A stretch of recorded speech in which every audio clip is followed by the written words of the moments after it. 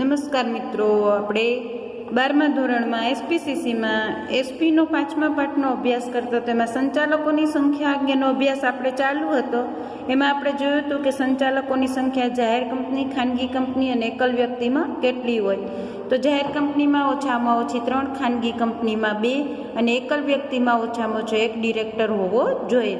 અને કંપનીમાં વધુમાં વધુ 15 ડિરેક્ટરો રાખી શકાય, પરંતુ કંપની ખાસ ઠરાવ પસાર કરીને 15થી વધુ ડિરેક્ટરો નિમી શકે. આની આપણે માહિતી લીધી હતી. હવે આપણે આગળ એક વ્યક્તિ કેટલી કંપનીમાં ડિરેક્ટર બની શકે એની માહિતી લઈ. કોઈ પણ એક વ્યક્તિ ખાનગી અને જાહેર કંપનીમાં જુદા જુદા પ્રકારના ડિરેક્ટર સહિત એકી સાથે વધુમાં વધુ 20 કંપનીમાં ડિરેક્ટર તરીકે હોદ્દો ધારણ કરી શકે છે. પરંતુ એક વ્યક્તિને જાહેર કંપનીમાં ડિરેક્ટર તરીકે વધુમાં વધુ 10 કંપનીમાં નિમણૂક કરી છે. જો જે મહત્વની બાબતો છે તેને તમે નીચે જુઓ છો, મેં લીટી કરેલી છે. અહીંયા 3, અહીંયા 2, અહીંયા ખાસ ઠરાવ પસાર કરીને 15 ડિરેક્ટરો હોય. કેટલા? તો કે ઓછામાં ઓછા 15 ડિરેક્ટરો એક કંપનીમાં પણ ખાસ ઠરાવ કરીને નિમી શકે. વધુ હોય કેટલા? વધુમાં વધુ 15. પણ જો ખાસ ઠરાવ થયો હોય તો ત્યાર પછી મેં લીટી કરી છે કે વધુમાં વધુ 20 કંપનીમાં ડિરેક્ટર તરીકે હોદ્દો ધરાવી શકે છે. પરંતુ જો કંપની ધારામાં હોય અને વ્યક્તિ પોતે ડિરેક્ટર તરીકે કામ કરે અને કંપની જાહેર હોય તેમાં ડિરેક્ટર તરીકે 10 કંપનીમાં નિમણૂક આપી શકે છે. કંપની ધારામાં એવી પણ જોગવાઈ કરવામાં આવેલી છે કે કંપનીના શેરહોલ્ડરો ખાસ ઠરાવ દ્વારા આ સંખ્યા ઘટાડી શકે છે. જો ડિરેક્ટર ઉપરોક્ત નિયમનો ભંગ કરી નિમણૂક સ્વીકારે તો તે દંડ અને શિક્ષાને પાત્ર બને છે. એટલે એની મનમાની કરી શકે નહીં અને બધું જોગવાઈઓ અને ધારાધોરણો પ્રમાણે વર્તવાનું હોય છે. તો આ હતું આપણે એકલ વ્યક્તિના સંદર્ભમાં. હવે સંચાલકોનો ઓળખ ક્રમાંક. જો આપણે તમે જોયું છે એટીએમ કઢાવીએ કે આપણે એવું કંઈ કઢાવીએ છીએ ત્યારે આપણને એક નંબર આપે છે ને એ નંબર આપણે એન્ટર કરીએ એટલે આપણું ઈ કાર્ડ એક્ટિવ થઈ જાય છે. એવી રીતે સંચાલકોને પણ ઓળખ ક્રમાંક આપે છે. જે વ્યક્તિ કંપની ડિરેક્ટર થવા ઈચ્છતી હોય તેણે કેન્દ્ર સરકારને ડિરેક્ટર ઓળખ ક્રમાંક ફાળવણી માટે નિયત કરેલ અરજીમાં અરજી કરવી પડે છે. અરજી મળ્યાની તારીખથી કેન્દ્ર સરકાર 1 માસમાં અરજદારને ડિરેક્ટર ઓળખ ક્રમાંક ફાળવશે. કોઈ પણ વ્યક્તિ બીજો ડિરેક્ટર ઓળખ ક્રમાંક મેળવવા અરજી કરી શકે નહીં. આ ઓળખ ક્રમાંકની ફાળવણી થયાના 1 માસમાં જે કંપનીમાં ડિરેક્ટર હોય ત્યાં જાણ કરવી પડે. જો વ્યક્તિ શું છે તો કે કંપની ડિરેક્ટર થવા ઈચ્છતી હોય તેણે કોને કરવાનું છે? કેન્દ્ર સરકારને એનો ડિરેક્ટર ક્રમાંક ફાળવણી માટે નિયત કરેલ અરજી કરવી પડે છે. અરજી મળ્યાની તારીખથી કેન્દ્ર સરકાર 1 માસની અંદર ડિરેક્ટર ઓળખપત્ર ફાળવશે. કોઈ પણ વ્યક્તિ બીજો ડિરેક્ટર ઓળખ ક્રમાંક મેળવવા અરજી કરી શકે નહીં. આ ઓળખ ક્રમાંકની ફાળવણી થયાના 1 માસમાં જ કંપનીએ ડિરેક્ટર હોય ત્યાં જાણ કરવી પડે છે.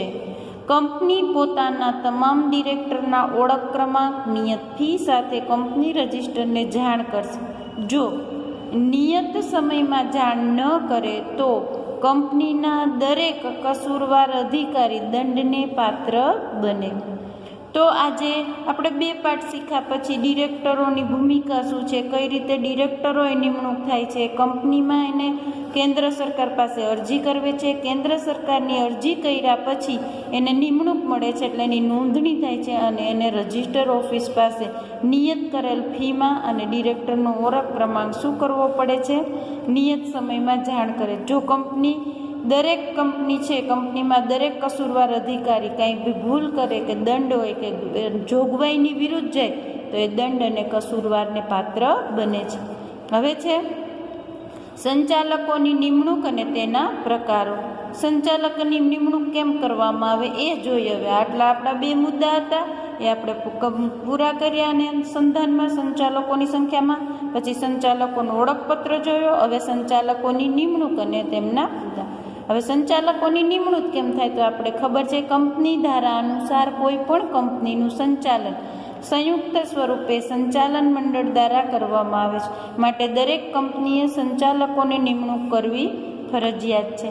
કંપનીમાં સંચાલક તરીકે ભાગીદારી પેઢી, ટ્રસ્ટ કોઈ પણ કંપની વ્યક્તિઓના મંડળ એને એસોસિએશન કહેવાય છે ની નિમણૂક સંચાલન તરીકે કરી શકાય નહીં. જો કંપનીના ધારા અનુસાર એના નિયમ અનુસાર સંચાલન સંયુક્ત સ્વરૂપે સંચાલન મંડળ દ્વારા કરવામાં આવે છે. માટે દરેક કંપનીએ સંચાલકની નિમણૂક કરવી ફરજિયાત છે. કંપનીમાં સંચાલન તરીકે ભાગીદારી પેઢી, ટ્રસ્ટ કે કોઈ પણ કંપની વ્યક્તિઓનું મંડળની નિમણૂક સંચાલન તરીકે કરી શકાય નહીં. જો મેં લીટી કરી છે કોની સંચાલન તરીકે, આપણે શું કરી કોની નિમણૂક કરાય છે એના ઉપર વધારે ધ્યાન દે. આમાં આપણને આની નિમણૂક કરી શકાય નહીં. અહીંયા ચોખ્ખો શબ્દ લખ્યો જ કરી શકાય. જો મેં બોલપેનથી અંડરલાઇન કરીને હાઇલાઇટ કર્યું છે. સંચાલન તરીકે માત્ર જીવંત વ્યક્તિ, જો આ ભાગીદારી પેઢી કયો, ટ્રસ્ટ કયો, એ બધી કૃત્રિમ વ્યક્તિઓ થઈ કહેવાય. હંમેશા સંચાલન તરીકે જીવંત વ્યક્તિની જ નિમણૂક કરી શકાય.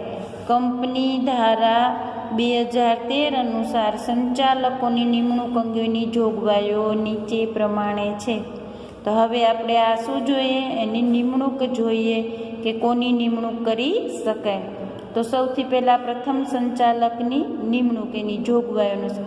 જ્યારે પ્રથમ ડિરેક્ટરની નિમણૂક માટે કંપનીના નિયમનપત્રમાં જોગવાઈ કરેલી ન હોય તે કંપનીના આવેદનપત્રમાં સહી કરનાર વ્યક્તિ કંપનીનો યોગ્ય રીતે નિમાયેલ ડિરેક્ટર ગણવામાં આવે છે. જો ડિરેક્ટરની નિમણૂક માટે કંપનીએ કોઈ નિયમનપત્રમાં જોગવાઈ ના કરી હોય ને ત્યારે એને શું કરવામાં આવે છે, એના આવેદનપત્રમાં જે સાઇન કરે એ ડિરેક્ટર તરીકે એ વ્યક્તિની નિમણૂક કરવામાં આવે છે. એકલ વ્યક્તિની કંપનીમાં આપણે આગળ જ જોયું કંપની જાહેર, ખાનગી અને એકલ વ્યક્તિ. તો જ્યારે એકલ વ્યક્તિના સંદર્ભમાં જોવામાં આવે તો કંપની ધારાની જોગવાઈ અનુસાર સભ્ય દ્વારા ડિરેક્ટર અથવા ડિરેક્ટર્સની નિમણૂક કરવામાં ન આવે ત્યાં સુધી એક જ માણસ કંપનીનો વ્યક્તિ સભ્ય તેનો પ્રથમ સંચાલક ગણવામાં આવે છે. આમાં કોઈ નિમણૂક ના કરી હોય ડિરેક્ટરી તરીકે ત્યારે એનો જે માલિક હોય અથવા તો જે કંપનીનો સંચાલક હોય એ સંચાલક છે એ પહેલો સાઇન કરનાર જે માણસ હોય એકલ વ્યક્તિ છે એટલે એક જ વ્યક્તિને એનું બધું સંચાલન તરીકે ડિરેક્ટર તરીકેની નિમણૂક કરવામાં આવશે. જ્યારે કંપની દ્વારા અન્ય સંચાલકોની નિમણૂક યોગ્ય રીતે થાય ત્યારે તેઓ પ્રથમ સંચાલક મટી જાય છે. જો જ્યારે કંપની દ્વારા અન્ય સંચાલકોની, આ તો એક વ્યક્તિ હતી પણ અન્ય કોઈ સંચાલનની નિમણૂક હોય ત્યારે તેનો પ્રથમ સંચાલક તરીકે મટી જાય છે કે પ્રથમ સંચાલક છે. ત્યાર પછી છે બીજું, પ્રથમ સંચાલકો બાદ સંચાલકોની કંપનીના પ્રથમ સંચાલકોની મુદત કંપનીની પ્રથમ સામાન્ય સભામાં દિવસે જ પૂરી થાય છે. કંપની તરફથી દરેક સંચાલનની નિમણૂક સામાન્ય સભામાં કરવામાં આવે છે અને સામાન્ય સભા બોલાવવામાં આવે છે અને એમાં જ એની નિમણૂક કરવામાં આવે છે. અને જે દર વર્ષે આ પ્રમાણે કરવામાં આવે. જે વાર્ષિક સામાન્ય સભામાં કોઈ સંચાલક નિવૃત્ત થઈ રહેલું હોય તેની ખાલી જગ્યા ઉપર કંપની નિવૃત્ત થઈ રહેલા સંચાલકોને નિમી શકે છે. સામાન્ય સભામાં અથવા અન્ય રીતે કંપની તરફથી ડિરેક્ટર તરીકેની નિમણૂક માટે સૂચિત કરવામાં આવેલ વ્યક્તિઓને પોતાનો સંચાલન ઓળખ ક્રમાંક રજૂ કરવો પડે છે. આપણે હમણાં આગળ જોયું ને કે એને ઓળખ પ્રમાણ મળે. હવે કોઈ ધારો કે સંચાલક નિવૃત્ત થાય છે એની જગ્યાએ નિમણૂક કરવાની હોય અથવા તો અગાઉ નિવૃત્ત થઈ ગયેલા હોય એવી પણ વ્યક્તિ હોય તો જે તે વ્યક્તિ છે એને પોતાનો ડિરેક્ટર તરીકેનો ઓળખ ક્રમાંક સૌથી પહેલાં રજૂ કરવો પડે. અને એ રજૂ કર્યા પછી શું થાય છે તો કે ઓળખ ક્રમાંક રજૂ કરવો પડે અને તે વ્યક્તિ ડિરેક્ટર બનવા માટે કોઈ ગેરલાયકાત ધરાવતો નથી તેવું જાહેર કરવું પડે. ડિરેક્ટર તરીકે નિમણૂક ધરાવેલ વ્યક્તિ ડિરેક્ટર બનવા માટે શું કરવું જોઈએ તો કે સૌથી પહેલાં એને કોઈ ગેરલાયકાત ન હોવી જોઈએ અને એ ઉપરાંત એને કોઈ ગુનો પણ ન કરે. ગેરલાયકાત એટલે લાયકાત વગરનો ન હોવો જોઈએ. અને જે ડાયરેક્ટરની નિમણૂક પ્રમાણે 30 દિવસમાં હોદ્દો ધારણ કરવા માટે સંમત છે તેવી સંમતિ આપવી પડે. કેટલા દિવસ જો મેરિટી કંપનીના નિયમન પત્રમાં હોદ્દા સામાન્ય સભા વખતે તમામ ડિરેક્ટરની નિવૃત્તિની જોગવાઈ કરવામાં આવેલી હોય છે. બધા જ ડિરેક્ટર નિવૃત્ત થશે પરંતુ સામાન્ય રીતે આવી જોગવાઈ કંપની નિયમનપત્રમાં હોતી નથી. તેવા સંજોગોમાં જાહેર કંપનીઓ શું કરે છે?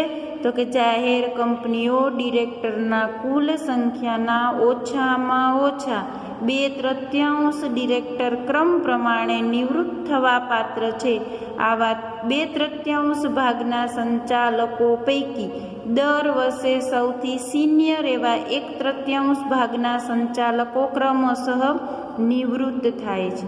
હવે આમાં એને શું છે? તો કે એનો સમયગાળો હોય છે, 5 વર્ષ માટે હોય કેમ, પછી એ નિવૃત્ત થતા હોય છે કે એનો સમયગાળો હોય, અથવા તો એને એની રીતે ઉંમર પ્રમાણે પણ હોય.